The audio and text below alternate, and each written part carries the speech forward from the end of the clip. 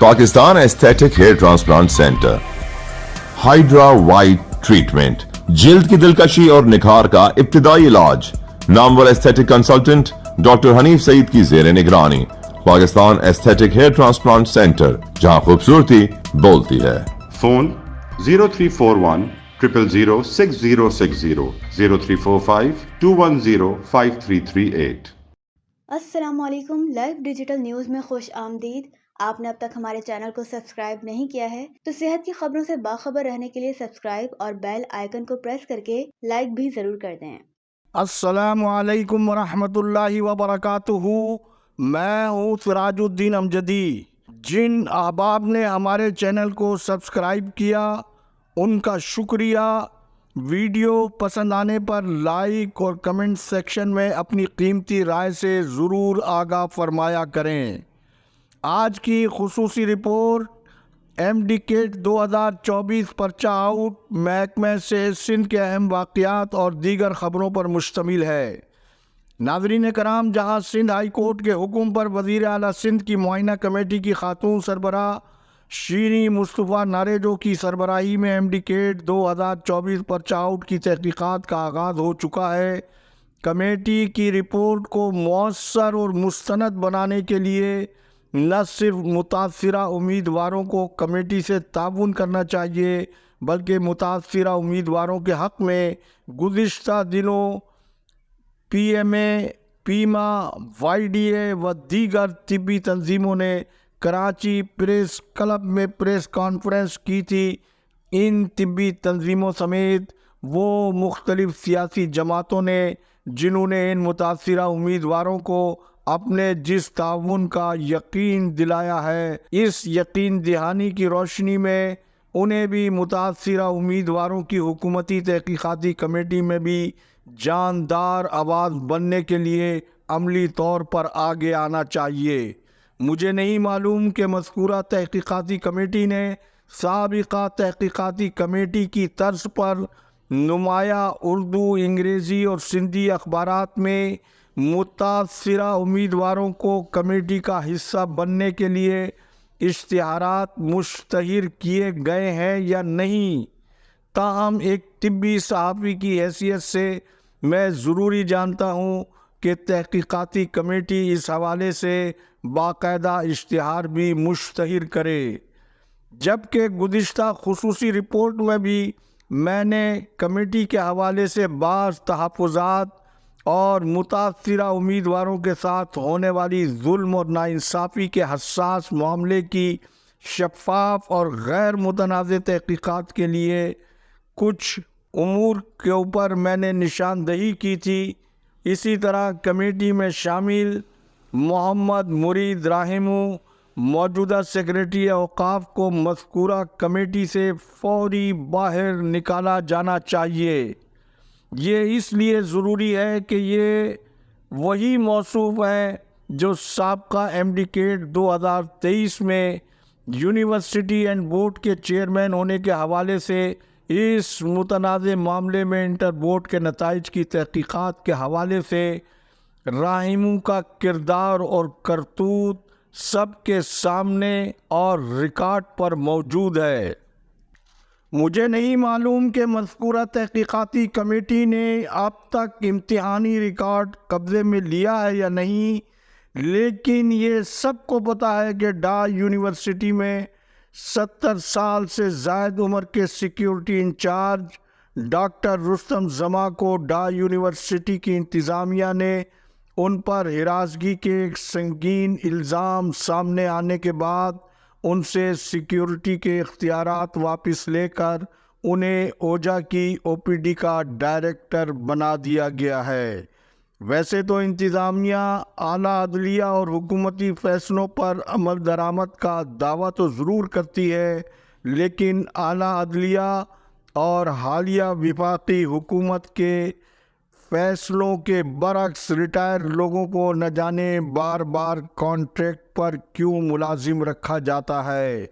قول و فعل کے ایسے ہی تضادات نے آج وطن عزیز پاکستان کو کس دوراہے پر لا کھڑا کیا ہے تاہم انتہائی باخبر ذرائع کے مطابق ڈائی یونیورسٹی کی انتظامیہ بہت پر اعتماد ہے کہ اعلیٰ عدلیہ کا فیصلہ یونیورسٹی کے حق میں ہی ہوگا۔ اس پر انتظامیہ کے ایک ذمہ دار نے مجھ سے گفتگو کرتے ہوئے بتایا کہ دراصل متاثرین عدالت تو ضرور چلے گئے ہیں، لیکن 8 اکتوبر کو وہ یونیورسٹی کے مین کیمپس پر دھرنا دینے بھی چلے آئے، جبکہ 9 اکتوبر کو ہائی کورٹ میں سماعت تھی، جس کا مطلب واضح ہے کہ شور مچانے والوں کو اپنے موقف پر ہی اعتماد نہیں ہے۔ جبکہ حالیہ سماعت کے دوران وائس چانسلر پروفیسر محمد سعید قریشی نے فاضل عدالت کے سامنے پر اعتماد انداز میں جو موقف پیش کیا ہے اس پر تو وکلا بھی حیران رہ گئے ہیں۔ جبکہ آخری اطلاعات کے مطابق امتحانی پرچوں کی اسکروٹنی کا عمل روک دیا گیا ہے اور تحقیقاتی کمیٹی کی جانب سے ایمڈیکیٹ پرچوں کے فارنسک آڈٹ کا عمل شروع ہو چکا ہے۔ ناظرین کرام، سیکریٹری صحت ریحان اقبال بلوچ بیرون ملک گئے ہوئے ہیں، جس کی وجہ سے صحت مافیا قانون شکنی کی انتہا پر ہے۔ سندھ سروسز ہسپتال کراچی کے متنازع اور جعلی اکاؤنٹنٹ وہاب اللہ یوسفانی غیر قانونی ترقی حاصل کرنے اور ہسپتال سے ریلیو ہونے کے باوجود 16 گریڈ کی خلاف قانون اسامی پر نہ صرف قابض ہیں بلکہ دفتر چھوڑنے کے لیے بھی تیار نہیں ہے۔ سرکاری دفتر کو انہوں نے اپنی ذاتی اوتاق سمجھ کر اپنے دفتر میں باہر سے کنڈی لگوا کر حصول کمیشن کا دھندا ان کا عروج پر بتایا جاتا ہے۔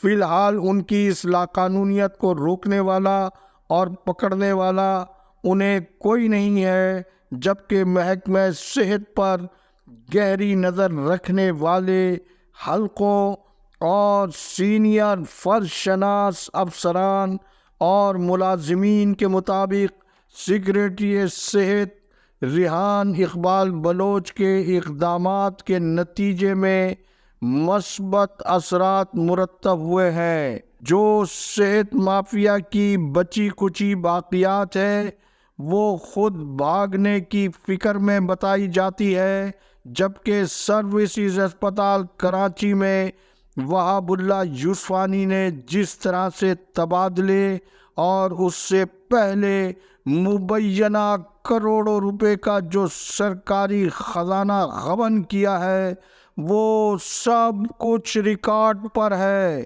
اب وہ اپنی اس لوٹ مار کو چھپانے اور بچانے کے لیے نیا ایم ایس اپنی مرضی کا لگوانے کے لیے ایڈیشنل سیکریٹری مولا بخش سے رابطے میں بتائے جاتے ہیں، اور اپنا چارج بھی قاعدے کے مطابق 16 گریڈ کے پہلے سے موجود محمد اکرم کے سپرد حال نہیں کر رہے ہیں۔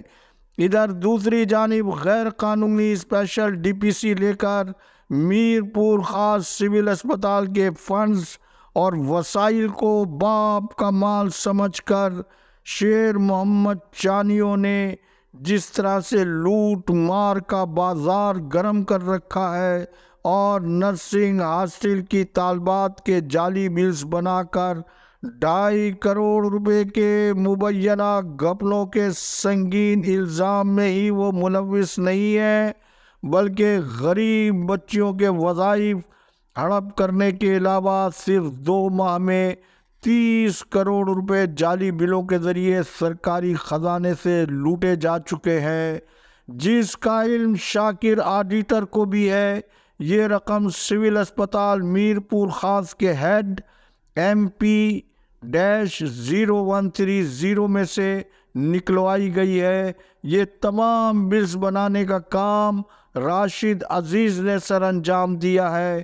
ذمہ دار ذرائع کے مطابق راشد عزیز کو قومی دولت کی لوٹ مار اور جعلی بلوں کو بنا کر اس سنگین قومی جرم کے صلے میں زبیدہ ہائٹس میں 40 لاکھ روپے کا فلیٹ شیر محمد چانیو کی جانب سے دلوایا گیا ہے، جبکہ مذکورہ جعلی بلز پر ڈاکٹر ہرچند کے بجائے جعلی دستخط امیش پوری سے کروائے گئے ہیں۔ شیر محمد چانیو کی اس لوٹ مار پر director health services, DHO، DG health کی پراسرار خاموشی ایک بہت بڑا سوالیہ نشان ہے۔ LDN کی تحقیقاتی ٹیم کی یہ رپورٹ اگر حقائق پر مبنی نہیں ہے تو یہ مذکورہ لاقانونیت کے ناچنے والے وہاب اللہ یوسفانی اور شیر محمد چانیو عدالتی فورم پر LDN کی تحقیقاتی رپورٹ کو چیلنج کریں۔ اس کے ساتھ ہی آج کا وقت ختم ہوا۔ اللہ حافظ۔ پاکستان زندہ باد۔ عوام و افواج پاکستان پائندہ باد۔